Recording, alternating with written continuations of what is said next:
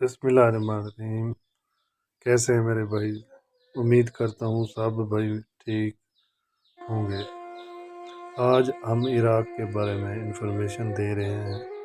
Iraq Asia کا اہم عرب اور مسلمان ملک ہے۔ یہ قدیم شام کے کچھ صحرائی علاقوں اور مزید کچھ علاقوں پر مشتمل ہے۔ تیل کے ذخائر میں دنیا میں دوسرے نمبر پر ہے۔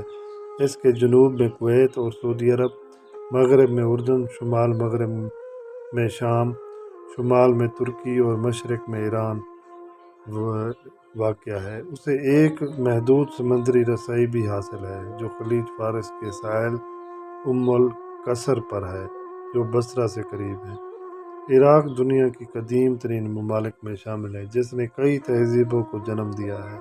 فلسطین کی طرح اسے انبیاء کی سرزمین کہا جاتا ہے۔ حضرت نوح علیہ السلام، حضرت ابراہیم علیہ السلام اور حضرت خضر علیہ السلام کا تعلق اس علاقے سے تھا،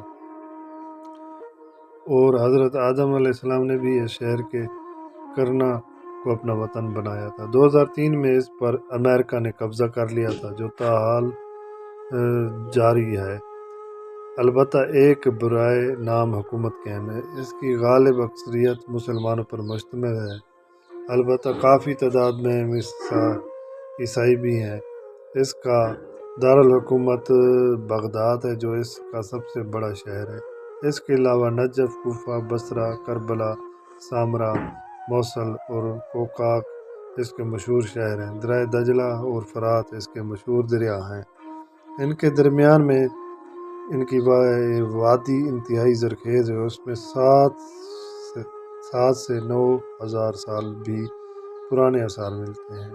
سومیری، اکادی، اسیریا اور بابل کی تہذیب اس علاقے میں پروان چڑھی اور فنا ہوئیں۔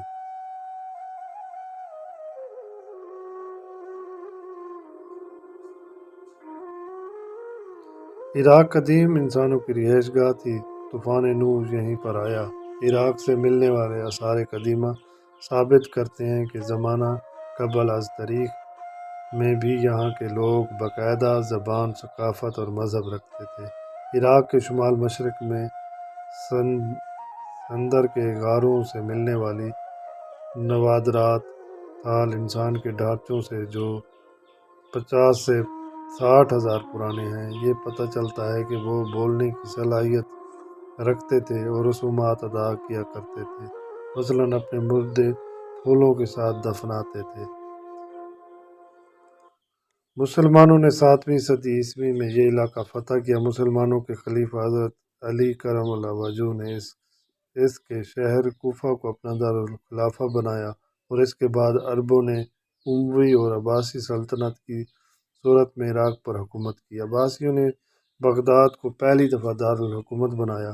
1258 عیسوی میں منگولوں نے ہلاکو خان کی قیادت میں بغداد کو تاراج کیا، اور اس کے بعد یہ 16ویں صدی عیسوی میں عثمانی سلطنت کا حصہ بنا، جس کو یہ حیثیت جنگ عظیم اول تک برقرار رہی۔ نئے ویڈیوز دیکھنے کے لیے ہمارے چینل کو سبسکرائب کریں۔